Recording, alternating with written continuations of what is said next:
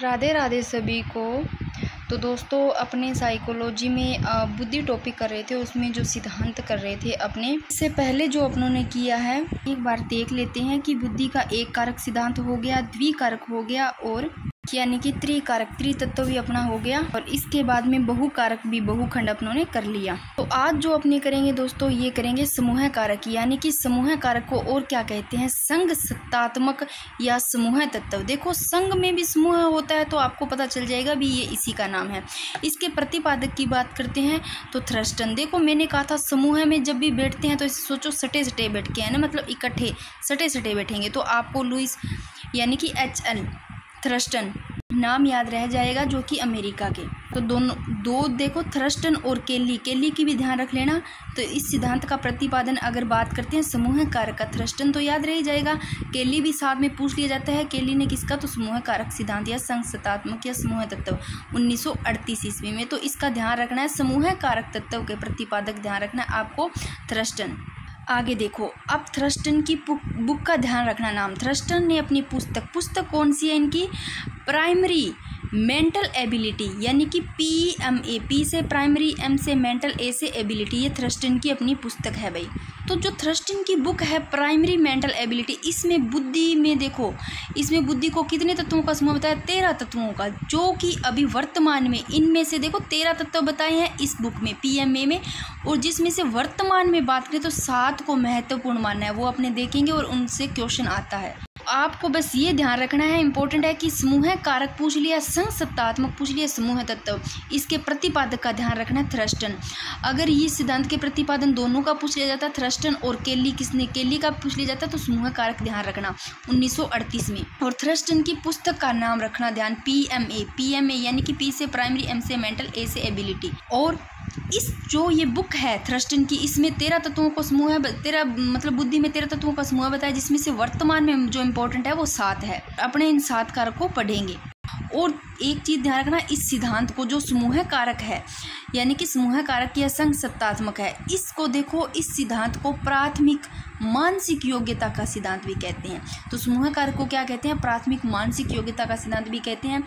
और प्रत्येक कारक एक दूसरे से अलग है भाई, प्रत्येक कारक क्या एक दूसरे से भिन्न है, यानी कि वर्तमान में कितने इंपॉर्टेंट मान्य है, 7 मान्य हैं, जो कि प्रत्येक कारक एक दूसरे से भिन्न है। अद्वितीय भी बोल सकते हैं ना, भिन्न को, अलग है भी अद्वितीय है, तो दोनों में से कुछ भी ध्यान रखना, अद्वितीय या भिन्न या अलग। अब देखो ये 7 कारकों की बात करते हैं। सबसे पहले मैंने यहाँ पर ऐसे लिखा है, देखो बुद्धि के जो 7 कारक है, सूत्र की बात करते हैं, देखो इसको कैसे लिखा है, VMWRWPS।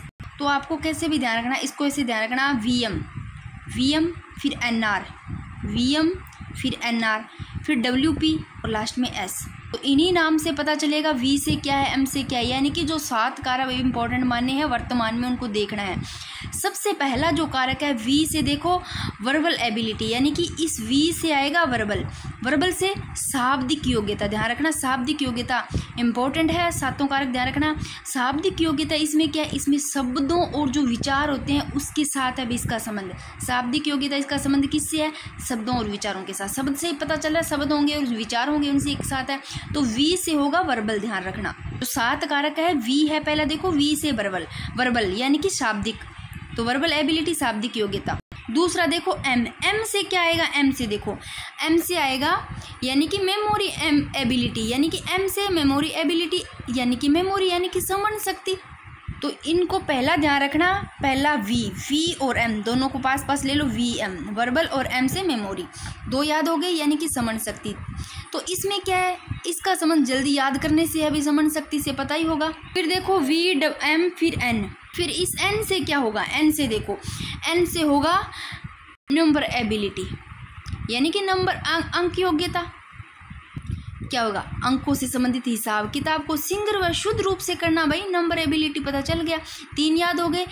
देखो M से मेमोरी, सबसे पहले V से वर्बल एबिलिटी, और फिर M से मेमोरी, और N से नंबर, R से, अब R से देखो, R से होगा रीजनिंग एबिलिटी, यानी कि इस R से रीजनिंग याद रखना, रीजनिंग यानी कि तार्किक योग्यता है, यानी कि तर्क वितर्क करने की योग्यता, भाई हर चीज़ को जो मतलब सॉल्व कर सकते हैं, तर्क वितर्क कर सकते हैं, तार्किक योग्यता हमारी रीजनिंग का तो पता होगा आपको। तो आर से रीजनिंग एबिलिटी।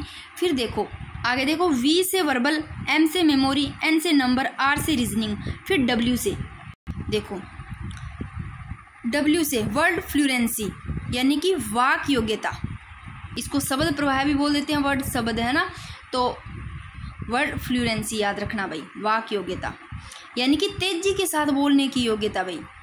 वाक योग्यता यानी कि शब्द प्रवाह है, प्रवाह यानी कि तेजी के साथ बोलने की योग्यता। तो देखो फिर से बता रही हूँ, बार बार याद हो जाएंगे। 7 कारक कौन से है? V से वर्बल यानी कि शाब्दिक योग्यता शब्दों तथा विचारों के साथ, M से मेमोरी, N से नंबर, R से रीजनिंग, W से देखो ये रहा कहाँ गया वर्ड फ्लुएंसी यानी कि वाक योग्यता। फिर आगे देखो W के बाद में PS, लास्ट में पीस दो भाई, PS याद रखना। P से ये रहा, P से देखो P से परसेप्चुअल एबिलिटी यानी कि प्रत्यक्षणात्मक शक्ति। P से ही पै से ही याद रखना, पै से ही प्रत्यक्षणात्मक शक्ति है और P से ही परसेप्चुअल है भाई, परसेप्चुअल एबिलिटी P से ही पै से इसका बन जाएगा प्रत्यक्षणात्मक शक्ति यानी कि व्यक्ति वस्तुओं को शीघ्र पहचानता है। परसेप्चुअल एबिलिटी यानी कि व्यक्ति क्या, कोई भी वस्तु उसको जल्दी ही पहचान लेगा, शीघ्र ही पहचानना, वही होता है प्रत्यक्षणात्मक शक्ति। आगे देखो S से या तो स्पेशल या स्पेशियल एबिलिटी एक ही बात है। S से यानी कि इसका क्या होगा, वस्तु प्रेक्षण योग्यता यानी कि व्यक्ति वस्तु प्रेक्षण करता है भी, S से ध्यान रखना, स्पेशल एक ही बात है। तो ये 7 कारक है। सबसे पहले मैंने क्या बताया, समूह कारक आ जाए या संघ सत्तात्मक आ जाए। समूह देखो संघ में आता है तो भी सटे रहेंगे, संघ है एक, समूह है तो संघ आ जाए, समूह आ जाए, समूह तत्व एक, कोई भी नाम आ जाए समूह कारक। तो इसके प्रतिपादक थ्रस्टन हो गए जो कि अमेरिका का है, और केली भी आ जाता है तो ध्यान रखना इन्हीं से संबंधित है। फिर थ्रस्टन की बुक ध्यान रखना, प्राइमरी मेंटल एबिलिटी यानी कि PMA। इसमें देखो पहले तो देखो इसमें बुद्धि को 13 तत्वों का समूह बताया था जो कि वर्तमान में कितने रहे, 13 ध्यान रखना बताया था, जो वर्तमान में 17 को महत्वपूर्ण मानना है, 7 को बोल दिया, 13 में से 7 को मतलब इम्पोर्टेंट माना है। और इस सिद्धांत को ध्यान रखना कि प्राथमिक मानसिक योग्यता का सिद्धांत भी कहते हैं, यानी कि प्रत्येक जो कारक है ना वो एक दूसरे से अलग होंगे, भिन्न है भाई सारे के सारे, अद्वितीय भी बोल देते हैं इसको। तो नाम बता लो 7 के साथ, ये रहा सूत्र से लिख रखे हैं। V से अभी मैंने बताया, क्या बताया, वर्बल एबिलिटी, M से मेमोरी, N से नंबर, R से रीजनिंग, W से वर्ड और P से परसेप्चुअल, S से स्पेशल।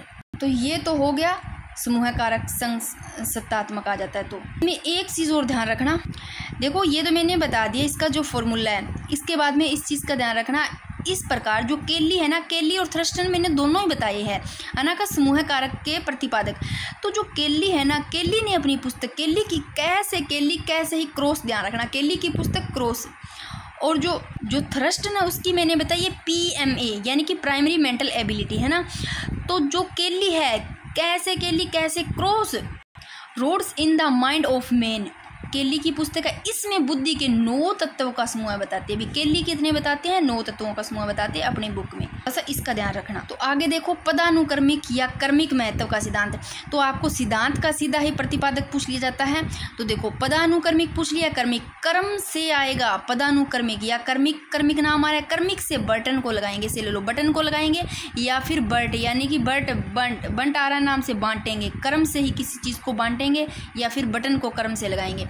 तो जब भी पदानुक्रमिक या कर्मिक महत्व का सिद्धांत पूछ लिया जाता है तो बर्ट और वर्णन दोनों याद रखना 1605 ईस्वी में। जो बर्ट और वर्णन है इन्होंने मानसिक योग्यताओं को कर्मिक महत्व प्रदान किया भाई। बर्ट और वर्णन ने क्या, जो मानसिक योग्यता है उसको किसका महत्व यानी कि कर्मिक महत्व का प्रदान किया, और जो वर्णन है इन्होंने कहा है बुद्धि एक जन्मजात है भाई। तो वर्णन ने बुद्धि को क्या बताया, जन्मजात बताया है।